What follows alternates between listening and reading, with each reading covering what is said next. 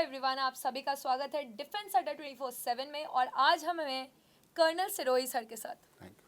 तो सर से आज हम जानने वाले हैं कि एसएसबी में जो आपका पीआईक्यू फॉर्म होता है, आपको डिटेल्ड अपने बारे में वहाँ पे मेंशन करना पड़ता है। वहाँ पे आपको क्या मेंशन करना है, कैसे मेंशन करना है और किस तरह से वहाँ पर भी आप अपने ऑफिसर्स लाइक क्वालिटी को रिप्रेजेंट कर सकते हैं।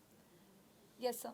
सर, तो सबसे first question which I want to know कि पीआईक्यू फॉर्म में जो ये एनसीसी एंट्री है, तो what is the age, like if someone has done NCC या किसी ने नहीं किया है, तो क्या उनको कोई एज मिलता है जिसने किया है? Edge, though I don't think you get any edge on that, because point is it is extracurricular activity. It is not mandatory for everyone to join the NCC. But what it indicates is that if you have joined the NCC and you have served in the NCC for 1 year, 2 years, that shows that you already have inbuilt self-discipline into you. You are focused on the armed forces. You know how to put on the uniform, you know how to organize the events, you know how to plan the events. You may also be very good if you are some appointments are there in the NCC, then you may also be having some command qualities, some leadership qualities.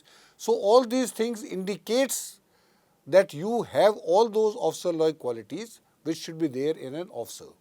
So that is the only advantage. Otherwise, as far as the marking is concerned, you don't get any extra marks for NCC. Okay.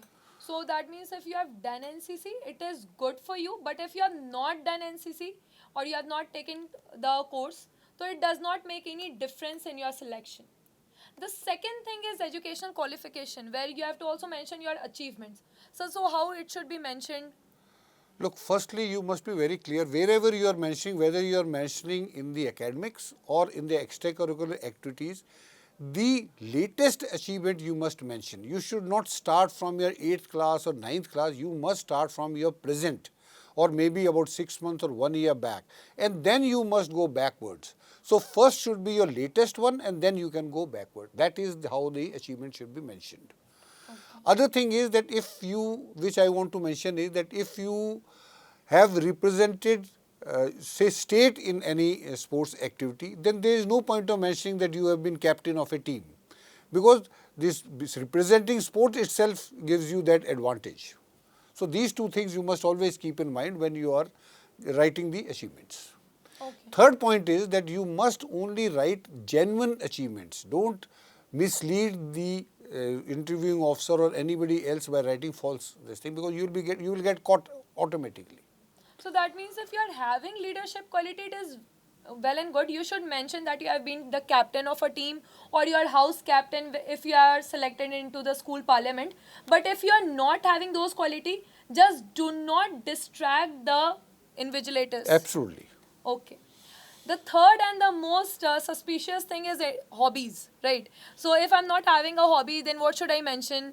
Or which hobby should I highlight in my PIQ form? Firstly, let me tell you, most of the candidates, they are not very clear about the hobbies. They confuse hobbies by interest. Firstly, they must know what is the difference between a hobby and an interest. Hobby is one thing for which you are passionate about it. That means if I don't do that hobby or if I don't do that activity, I don't go to sleep. That is the hobby part. As far as the interest is concerned, interest is that can be your pastime interest. That you have nothing else to do, you do something. So that is your interest. That is number one. Number 2 point is, as far as regard the hobbies is concerned, if you don't have hobby, please don't write it. Because if you write it and you don't have that hobby, I can tell you firstly, you will not be able to answer any question on that particular thing. And secondly, if you can't answer, straight away the interviewing officer will know that you have cheated. So that is the worst thing, and any candidate can project, because then you are 100% rejected. Now third thing is, even if you don't have hobby and you have time, then you must inculcate hobbies. Now question comes is, what hobbies should be inculcated or what hobbies gives good impression to anyone when you mention? First is, reading is the best hobby which you can give. Now playing musical instrument is a good hobby. Playing any indoor game like playing chess or other thing is a good hobby. collecting stamps is a good hobby, collecting coins is a good hobby. So all these things which are creative and which are positive must be mentioned. But unfortunately, most of the time when I interact with the candidates and I ask the question about the hobbies, most of them, the boys, they talk about that my hobby is to drive the motorcycle. Someone says my hobby is listening to music. There is nothing wrong in listening to music, but then you must be able to specify what type of music is that. So it is a very, very important thing, and when you write hobby, you must be very clear what you are writing. So that means it is better that you just present a blank canvas other than presenting a Wrong, negative yeah. or a wrong canvas, right? Yeah. And hobby should be something which is adding upon your knowledge or it is productive. Just something wagging around is not a hobby. So you just need to understand this, that if you are a fresh graduate, you can inculcate positive or better hobbies other Absolutely. than anything else. Absolutely. Right. So anything, sir, which we can present our officers like quality while writing PIQ? Like first of all, I want to mention that whenever you fill, firstly, let us understand why this PIQ form is filled. Because anything, if you start with why, then you will be able to do that thing in absolutely correct manner. The reason why this PIQ form is filled is, it is filled in duplicate. One copy goes to the psychologist and one goes to the interviewing officer. Why it goes to the psychologist is that before you attempt the psychologist test, those 4 tests, the psychologist has already made a pen picture of you.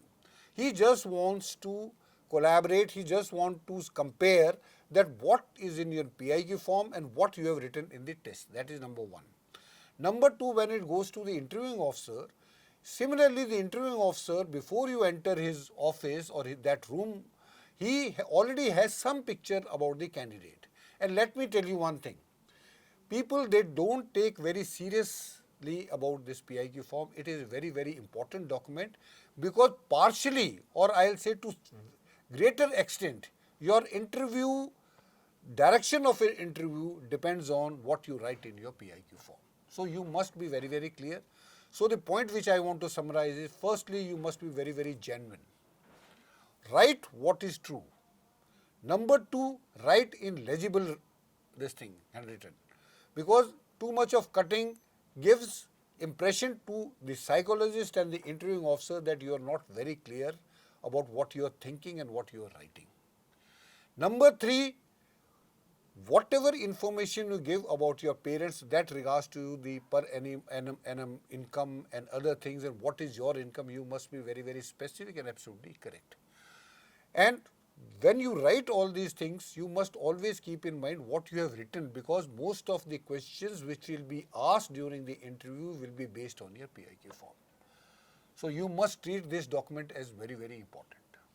So the whole process of SSB is having so many of layers which will filter your personality.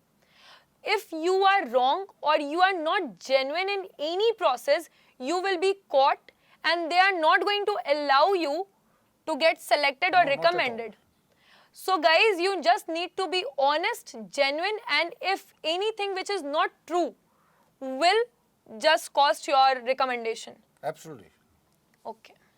So this was the whole thing about PIQ. If you are having any other doubt related to PIQ, you can ask us on the comment section.